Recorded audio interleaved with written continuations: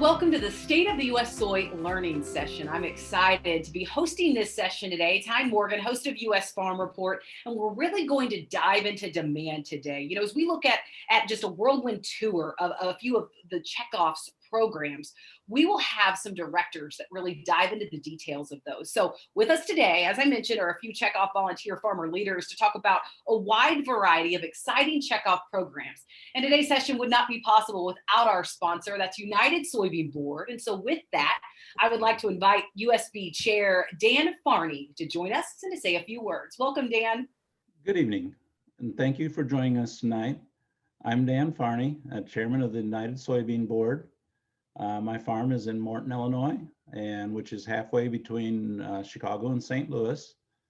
I'm extremely excited to be part of this discussion tonight and talk about some of the projects that USB is working on. These projects are all important for soybean farmers in many different ways, but I'm excited about the potential in all of them. In this session, you will hear from the farmer leaders from the checkoff focus on improving infrastructure for delivering soybeans and other commodities, building a better bean for animal feed, supporting novel uses for soybean oil and meal in industrial settings, promoting U.S. soy's sustainability and partnerships with Soylent and International Flavors, DuPont Nutrition and Biosciences, and growing preference and demand for U.S. soy around the world. I'm so proud of the work that the Soy Checkoff does to return value to the U.S. soybean farmers through strategic investments, and I'm excited for you to hear about several of them today. Thanks so much, Dan. Well, let's get started with our first topic, and that is infrastructure, and waterways in particular is what we want to dive into today. Megan Kaiser from Missouri is joining us to give us the lowdown on what I hear is soon to be a big boon for U.S. soybean farmers. Megan, would you like to first introduce yourself and then tell us what your checkoff story is? Thanks, Ty. Yes, I'm Megan Kaiser. My husband and I farm in northern Missouri along the Missouri River, and I am serving as treasurer of the United Soybean Board this year. One of the things that I love most about the checkoff is that it is farmers getting together and leveraging money that we have invested together to solve problems that we individually couldn't solve on our own. And one of those things that we all rely on is infrastructure. And it has taken us a little while to figure out where we could really make a difference in this space. But the real story of the checkoff is that we break down barriers of entry and we provide market access, farmers, working together to find a home for our crop. Yeah, it sounds like a huge project. So let's get into that a little bit more, Megan. What is this project? And, talk about the why.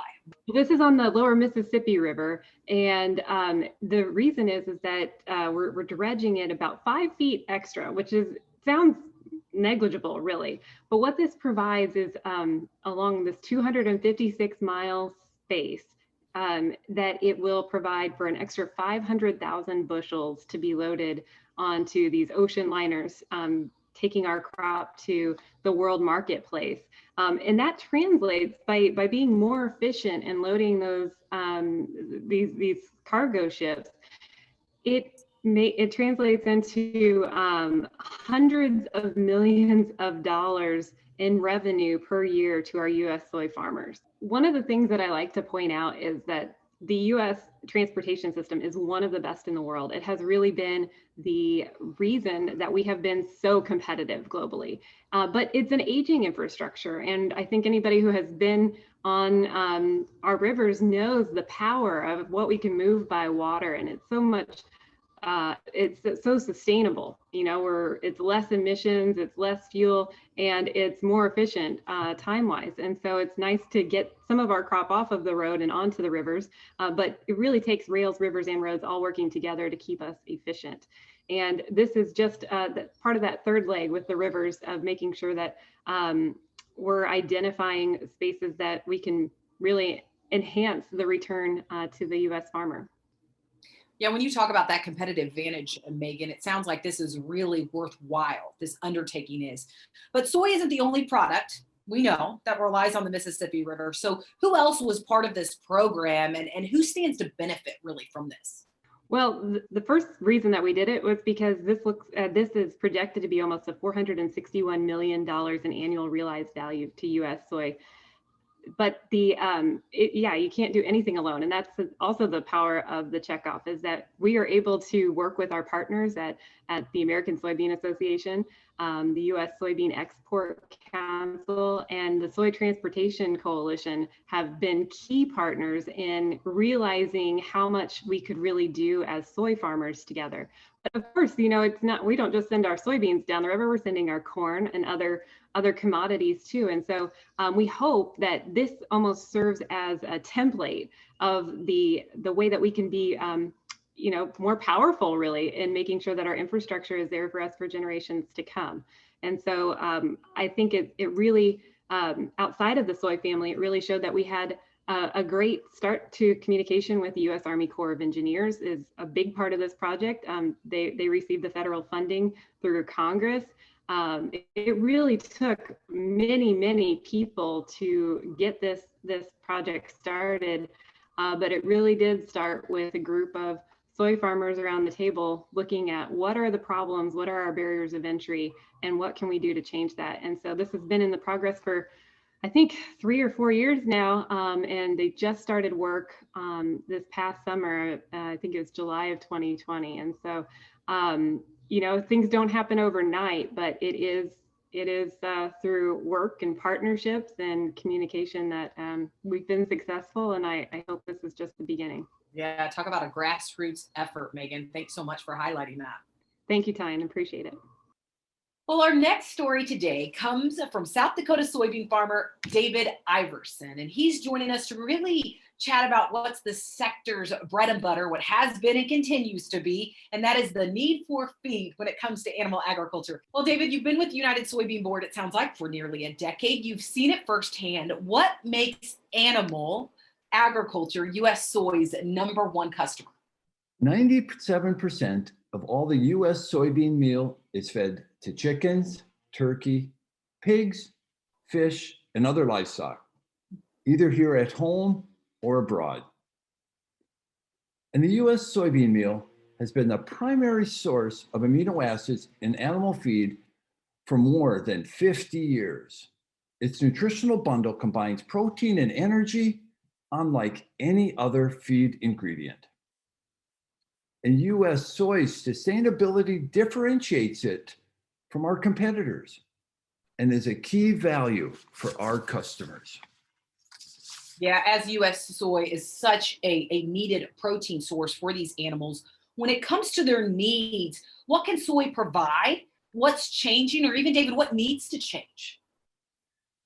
The livestock, poultry, and aquaculture producers are the top customers, as I mentioned. And we are committed to ensuring that our beans meet the needs of their animals and their businesses. For example, we know that soybeans offer a unique nutritional benefit to animal agriculture, including poultry, swine, aquaculture, and dairy. USB funded research in 2020 to improve the amino acid composition and increase the performance of soybeans to reflect U.S. soy's unique value to animal agricultural customers. And a partnership with USB and the Foundation for Food and Agriculture Research is funding a $3.2 million research to provide a better bean for our customers. And this partnership specifically funds research to improve the protein content and the quality of U.S. soybeans while protecting the yield, which that helps increase the value of our U.S. soybeans and makes it more competitive on the world scene and also in our domestic market as well. Yeah, what a neat look at the science really behind that protein. Yes, it's a great opportunity for the United Soybean Board to have partners up and down the chain on the production, as well as providing great research and getting that message out to our end user customers that we have a great product and it's available and we're open for business. Open for business. Thanks so much, David. Well, up next, Dan Barney is rejoining us. And Dan, I hear you're going to tell us how U.S. soybeans are hitting the road, and we're not just talking with shipments to end users either. You're absolutely right. There are so many places a soybean can go once it leaves the farm. And I want to tell you about a new project the Soy Checkoff invested in recently. Soybean meal and oil are really amazing products, even down to the chemical level. Over the years, the Soy Checkoff has been part of developing hundreds of different uses for soybean oil and meal in the non-food or industrial space. You've probably heard about biodiesel, which continues to be an important and growing market for US soybean farmers. And I would like to say some of the most fascinating developments for soybeans are happening in that industrial space, from tires to shoe treads, from paints to the backing for artificial turf. Wow, Dan, that is really a wide range of applications. So what do you have for us today, though? So today, I would like to talk about roads specifically. We was just down in Pekin yesterday, in fact, and was driving along, and here in Illinois, we get a lot of potholes sometimes. Normally, I might not think about something like that very much, but recently I learned that there's a way that soybean oil might become part of that scene. A research team from Iowa State University, along with partners including Soy Checkoff and Iowa Soybean Association and the Asphalt Paving Association of Iowa, is working on a new product to make that possible. They are using high-oleic soybean oil, which comes from a set of soybean varieties grown here in the United States, to create a polymer that helps bind asphalt. And it turns out that it can outperform petroleum and other alternative ingredients. And these US grown soybeans allow companies to meet their stated sustainability goals, which are only becoming more ambitious over time. Wow, who knew that could be a use of soybeans and create more demand? And it sounds like, that's really beneficial to customers, but does it also benefit farmers? Oh, absolutely. This product isn't released commercially just yet, but it's a big opportunity for soybean farmers. More than 300 million tons of asphalt pavement were put down last year in the US. And that would mean a lot of beans being used right here at home. The potential for use of high-oleic soybean oil in asphalt is more than 1 billion pounds each year. Plus, let's just think of the possibility that the roads I drive on every day could be paved with US soy. Soy-based asphalt directly answers consumer demands. Driven by consumer demand, US soybean farmers are proud to contribute to an essential tool like asphalt, which also boosts farmers' bottom lines and our domestic economy. Checkoff produced research leads to the commercialization of dozens of new soybean products every year.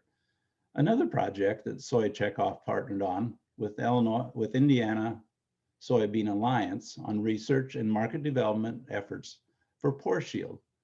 It's a concrete durability enhancer that is basically a spray protectant that increases the life of the road or bridge. On average, 200 bushels of soybeans are used for every 2-lane mile of concrete highway joint treated with Pore Shield. Pore Shield is ideal for states throughout the Midwest that freeze and thaw and require de-icing. Smart Soy Checkoff investments like these are providing an important return on our investments for US soybean farmers. Yes, smart checkoff investments indeed, literally driving domestic demand here at home. Thanks so much, Dan. Well, our next story comes from Belinda Burrier, who farms in Maryland. And our topic, one that's really in the spotlight right now in agriculture, is sustainability. So Belinda, would you like to introduce yourself first and then give us a preview of your story today? Sure. I'm Belinda Burrier. I farm here in Central Maryland, about an hour north of Washington, D.C.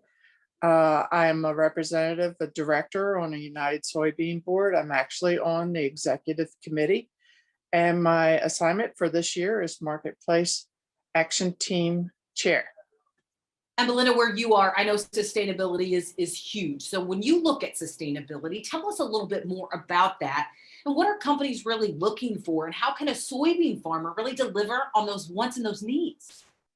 Yeah, I know sustainability is a conversation with a lot of buzzwords, from no-till to cover crops to regenerative agriculture to carbon capture. There's so much interest and not always a lot of consensus on what is considered sustainable. That actually gives farmers in the soybean checkoff an opportunity to help companies define sustainability in a way that protects the environment, meets consumer needs, demands, and makes sense at the farm level. The checkoff recently developed the U.S. soy mark to address that need from food companies. Some of the practices we use here on our farm are using soy-based biodiesel, which reduces greenhouse gases. We use it in all of our farm equipment.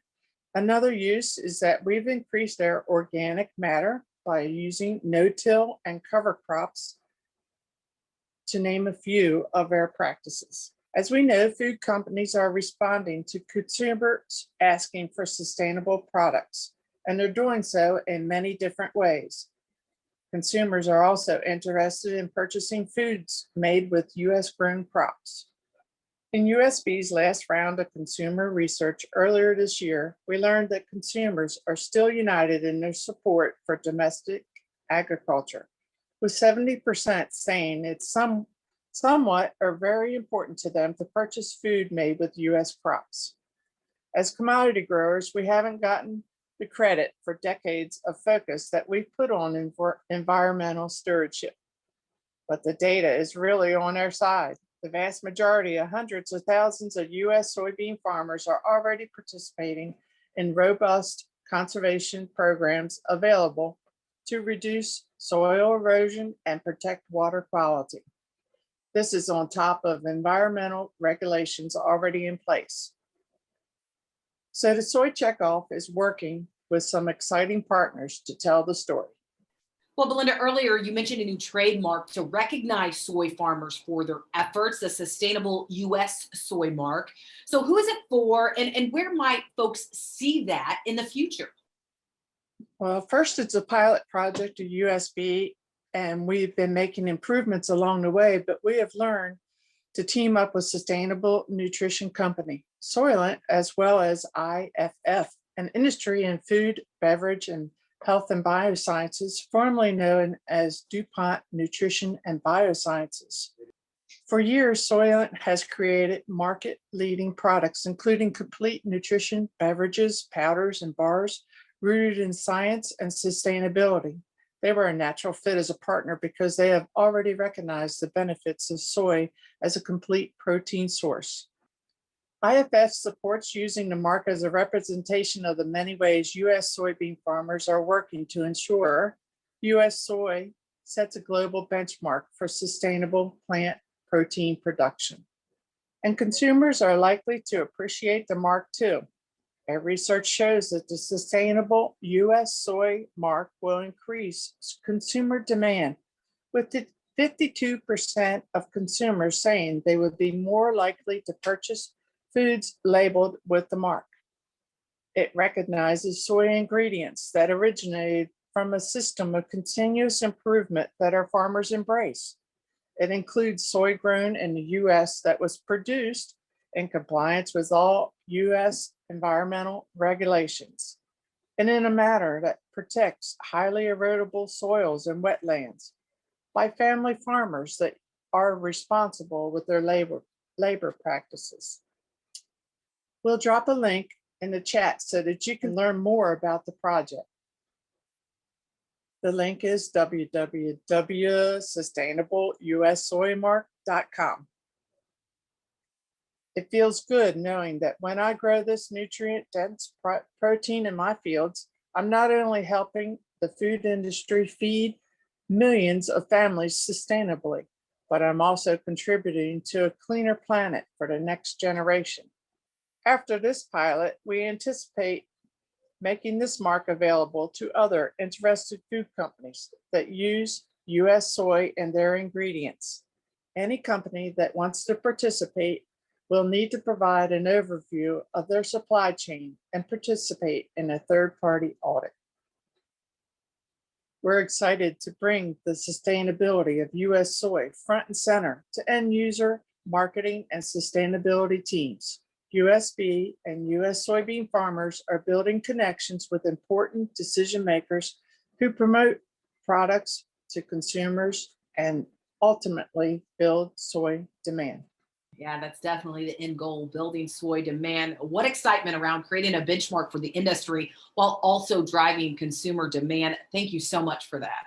Well, for our final segment today, we want to welcome back USB Chair Dan Farney to talk about markets and international markets in particular. We have seen this past year how key those international markets are. And after a year, really, Dan, full of uncertainty and big market shifts that we've seen, how is the checkoff approaching its relationships with buyers? Well, we're actually very fortunate. Because of the ongoing partnership the checkoff has with the U.S. Soybean Export Council, we are well positioned to help continue the good work despite trade uncertainty the past couple of years. It all starts with the products.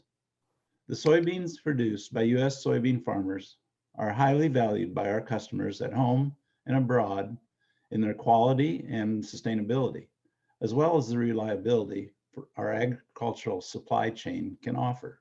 To make sure farmers capture more of that value, the checkoff focuses on building relationships across the globe as demand for protein-rich diets continues to grow. Those relationships facilitate new and growing export sales, including exciting emerging markets in places such as Egypt, Bangladesh, Pakistan, and several countries in sub-Saharan Africa. Yeah, just thinking about the potential in markets like Africa.